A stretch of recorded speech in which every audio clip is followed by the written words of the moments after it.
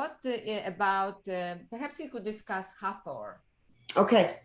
Hathor is an ancient Egyptian goddess which predates Isis.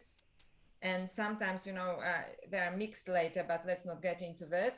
But when she was a goddess, she was very much a goddess of sensuality, sexuality, but also of fertility, right? So if people wanted to have a good harvest, she was the one that they would pray to. But she was also a very playful goddess. She was, and from what I understand from mythologies, she enjoyed, being that goddess. There's this full-on sexual goddess of fertility, and lots of enjoyment there. Okay, fascinating.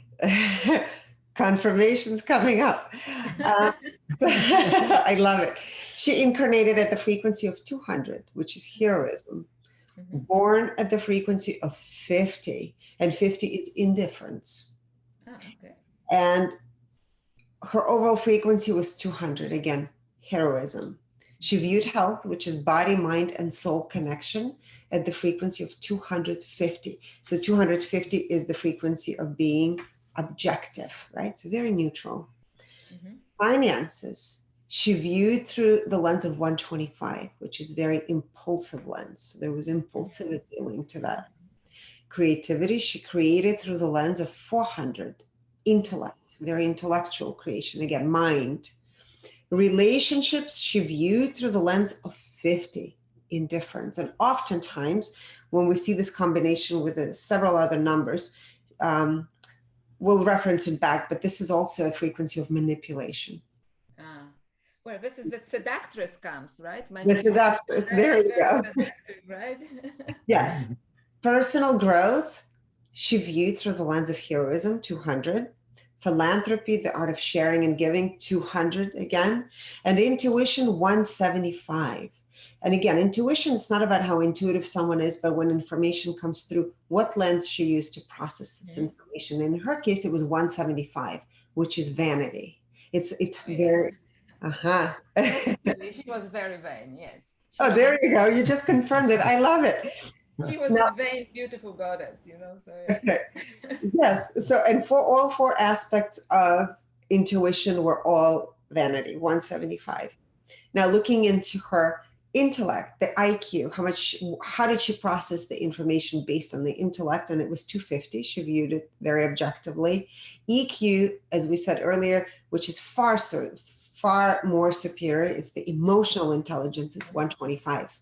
So again, this impulsive way of viewing, right? SQ, social quotient. And this is fascinating because you see her frequencies of, we said relationships 50, right? She has the 125, 175.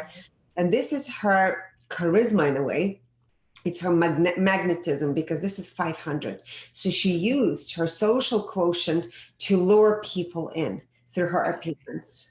Okay, well, yes, we didn't know about these goddesses. So I'm like, of course, Now, AQ, the adversity quotient. How did she deal with challenging situations? And for her, it's 50. Again, 50 is this disassociation, disconnect, indifference, right? It was like a way of escaping reality.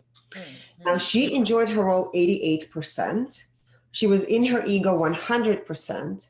And out of that, 100% superior, as Alejandro said, in combination with low EQ, low frequency in relationships. And we'll talk about her compassion. She definitely was more of a narcissist or had narcissistic tendencies. In the now, 95%. Integrity, 93%. Integrity to self, 97%. Integrity to others, 62%. So that's where that seductress manipulation would come through. Self-awareness, 92%. So she was very aware of what she was doing. Clarity, 94%. Alignment with divine purpose, 70%. So she was out of alignment. Alignment with personal purpose, 100%. Compassion, 64%. So not very compassionate with 15, right? And low EQ. Empathy, 90. So she used empathy as a navigation system, like a radar in a way, right? To read others.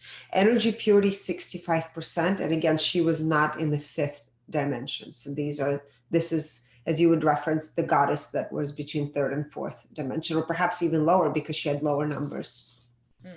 Thank you. But again, like confirms what I have learned about her, because when just for your listeners and viewers, you know, I always think about her as, you know, Marilyn Monroe, you know, diamonds are girls' best friends, kind of, you know, or Madonna, material girl. And when you said she used empathy to read people, this is how I see exactly how she would act, because Inanna used magic, but this one would use, okay, what will work with him, right? What would work with her?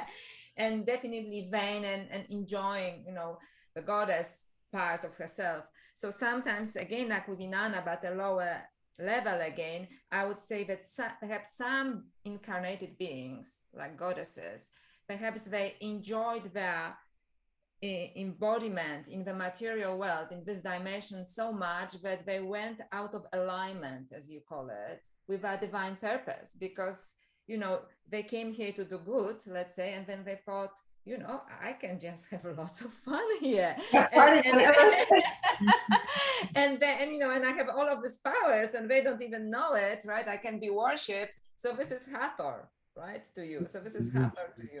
Fascinating. And that happens and will continue to happen. You know, the people come here for the sake of the experience and to learn different lessons, and somehow they decide to deviate away from the lesson. You know. That's right.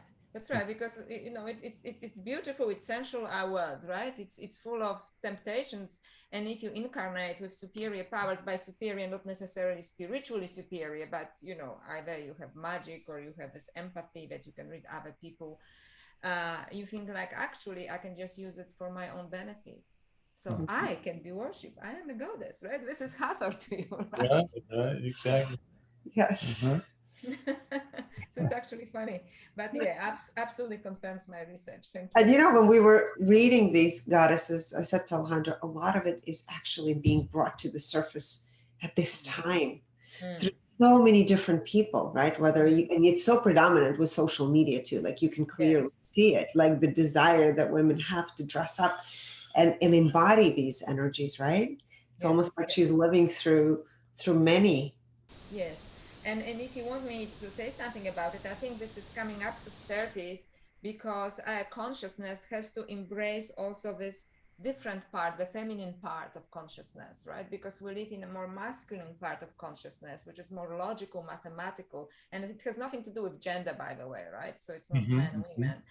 And I think for us to fully evolve, we have to bring these two polarities together. But before we bring them together, one has to be fully acknowledged, the other one, which is the feminine, with all of the, you know, light and dark of it. Yeah, like that's right. Yeah. So Hathor was not really harmful, but, you know, she was all about herself, right? So,